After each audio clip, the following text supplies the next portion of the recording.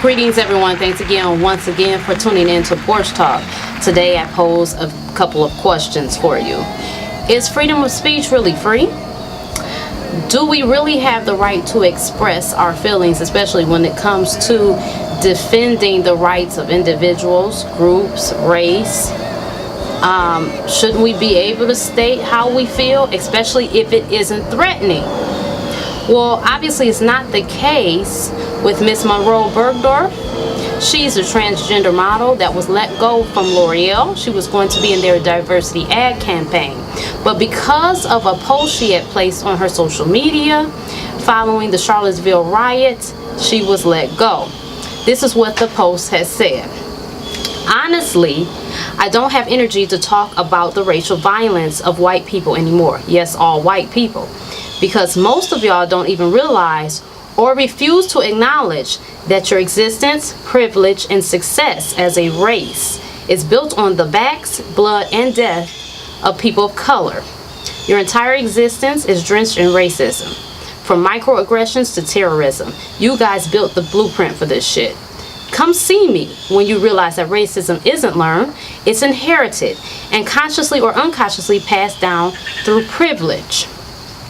Once white people begin to admit that their race is the most violent and oppressive force of nature on earth, then we can talk. Until then, stay acting shocked about how the world continues to say F at the hands of your ancestors and your heads that remain buried in the sand with hands over your ears. Now, I cannot say that I don't understand why she will be feeling that way, why she said those things, and it's unfortunate. But one thing about when these companies, when you're working for them, you have to be careful. And although I don't agree, they're very quick to let people go because they don't want to make it seem like they are supporting your stance on how you feel. And you know, like I know, more often people of color are going to be the first ones to go. Okay? I don't think it's fair at all, but this is the world we live in. When you got somebody else paving the way for you, paying your bills, you kind of have to play by their rules, whether it's fair or not. And it's not fair. It's not fair. It even led her to get an interview and all basically feel attacked by what she said. Which I'm going to play that clip for you in a minute, but I want to give you what Loreal's response was and why they let her go. So their response was, we support diversity and tolerance towards all people irrespective of their race, background, gender, and religion. The Loreal Paris True Match campaign is a representation of these values, and we are proud of the diversity of the ambassadors who represent this campaign. We believe that recent comments by Munroe Bergdorf are at odds with those values. And as such, we have taken the decision to end the partnership with her. Loreal remains committed to celebrating diversity and breaking down barriers in beauty. Now, it says here, which is interesting, and I'm going to go ahead and say it. They say we support diversity and tolerance towards all people, irrespective of their race, background, gender, and religion. Now, here's the thing. She's speaking against anti-tolerance, which kind of works hand in hand with white supremacy. So if that be it so, then why did they let her go? She should be able to speak about racism against her own race, you know. But I'm gonna get back to my opinion, and I'm gonna let you guys look at the clip. So take a look. Right. So when you say all white people, do you not understand that's incredibly offensive to the many, many, many white people around the world who are doing exactly what you said they should do? Do you regret the form of words that you know? Well, I'm asking if you regret the form of words because of the way. No, I don't regret the form of words. I mean, I'm an activist, and at the end of the day, activists aren't there to go and say a bunch of stuff that people like. We are there to call things out and to make change. And yes, I said all white people because all white people have access to the privileges that come out of colonialism and slavery. You think the hundreds of thousands of people on food banks in this country, white people amongst them, are privileged? They have more More privileges than you?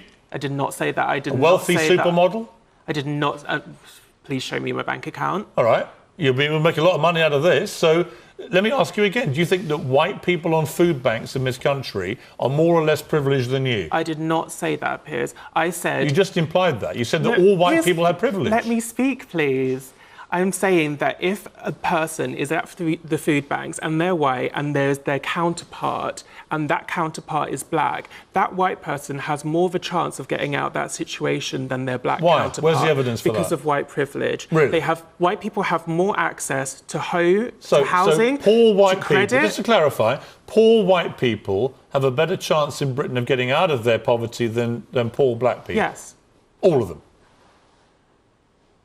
I feel like I'm up against the wall with you, Piers. No, you're not. What you're up against is somebody challenging you on your public stage.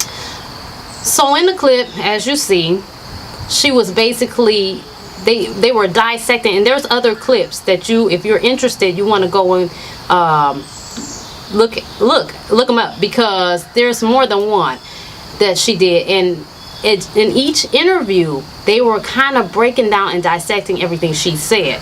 Now, here's the thing. My thing has always been, when it doesn't apply, let it fly. Okay? So, someone could come and say, all light-skinned women are crazy. I'm not going to get offended by that. They could go further to say, all light-skinned women with brown hair is crazy. Or all light skin with brown hair and blonde highlights are crazy. Or all light skinned women with brown hair, blonde highlights, and gray, blue, green eyes is crazy. I'm not going to get offended, because you know what they did not mention? My name. So to sit up and get offended by that, and even if so, let's say, for argument's sake, they were offended. Is it really that serious? I mean, you're talking about a person speaking on a pain that they're experiencing, they're directly connected to via their race. You would know. So it's amazing to me that when race is spoken about, we have to be hushed, we have to be critiqued. All of a sudden, the opposite person or the opposite race is being attacked. They become the victim. Most abusers are the victim. They'll become the victim too. You know, people stay in an abusive relationship. Somebody hit you, your man hit you all upside your head, and all of a sudden he's the victim too. What does that mean? You know, we gotta stop acting like other people and their plights and how they feel is irrelevant because of how it makes you feel. We're not talking about, when this young lady was saying what she was saying, she wasn't talking about how you were feeling. She was expressing how it made her feel, or black people as a whole feel. So how then did it become about the people that were scrutinizing her? Even in the comments, and I said the people because it's more than one person. It's people in the comments of these videos, you know, coming from Miss Bergdorf, and it's crazy. At the end of the day, other races can say how they feel and be how they feel. I mean, goodness grief, we got a president that says something crazy every other day. He's still the president. He's not losing his job. And arguably, some people think he's a raging lunatic, and he still was running the country. So why is it that this young lady speaks her piece? I mean, watching the video of Charlottesville, and I did a video about the whole riots too. Watching that, you know, it can make you feel a certain type of way. Now, it was basically Caucasians from what I seen in the videos, in the instance. It was mostly them. But the whole issue was about the removal of a statue that symbolizes white supremacy. And white supremacy works hand in hand with racism. So, yet again, I'm asking, why is it an issue? When we speak out, it's like this, right? It's like let's say I got raped, and then I went and spoke my, you know, how I felt about how I was being violated. And then someone came around and said, well, what about that rapist? What about what he went through? What about what might have caused him to rape people? We're not talking about him. We're not of course, people that are victimized victimize others, or who have been victims victimize others. I get that, but that's not what we're talking about. So we gotta stop doing that. You know, no, I do not believe that to the core that all white people are prejudiced. I do believe that they could, if they chose to, benefit from systematic racism, yes. Or white. I do believe that they can benefit from their color, yes. I do believe they could utilize white supremacy, all of them, if they wanted to, yes. But to sit up and say that all white people are that way, no.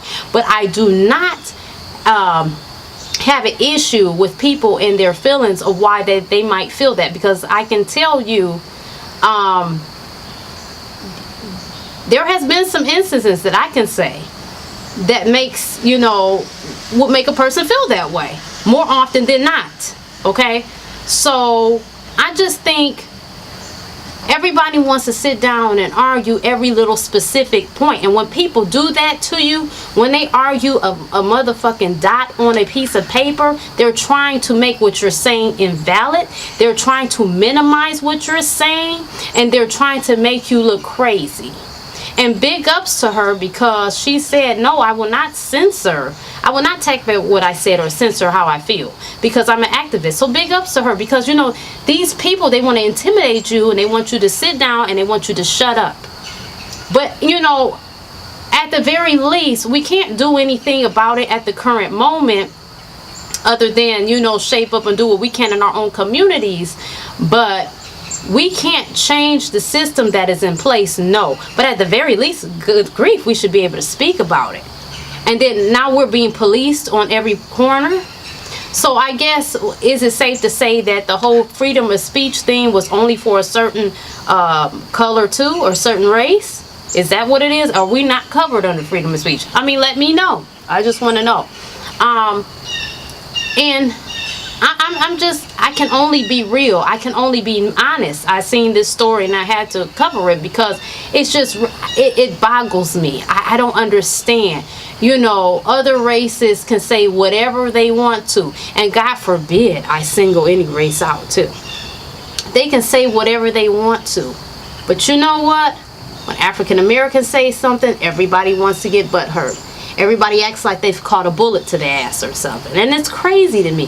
Why are you upset? And if you're not racist, this is the thing. To me, it's counterproductive. If I'm not a part of that system, if I'm not racist, then why would I come on a video and comment how I'm not racist, and this is unfair, and this person, and this is crazy talk, because all people are not that way? What's understood don't need to be said. Not to mention, who are you even talking to? Because you're just another dot, or another what do you call it, avatar in the comments section. Nobody knows who the hell you are. So what is this about? Now I understand for ratings purposes and stuff like that, with the interviews, they had to get all deep and nitty gritty, and you know, as you can see in this interview, he did feel some type of way about it. And I can kind of understand that. Even though I do when it comes to ratings and when it comes to TV. But just a regular Joe Schmo, you need to sit down and you need to drink a glass of water, calm your nerves, take a nap, because you're acting crazy. People can voice their opinion. So I just want to leave you with that. You guys, if you have any comments in regards to this topic, make sure you comment down below so we can hear your voice. I can't know what you think or how you feel unless you comment down below. I need you to like, share, and tag this video. Make sure that you subscribe. You can follow me on Instagram, Rockyroadproductionsllc, Porch Talk, Facebook, Love Ebony. And you can catch me here every week on Monday, Tuesday, and Wednesday. I'll be doing videos. Thank you so much. See you next time.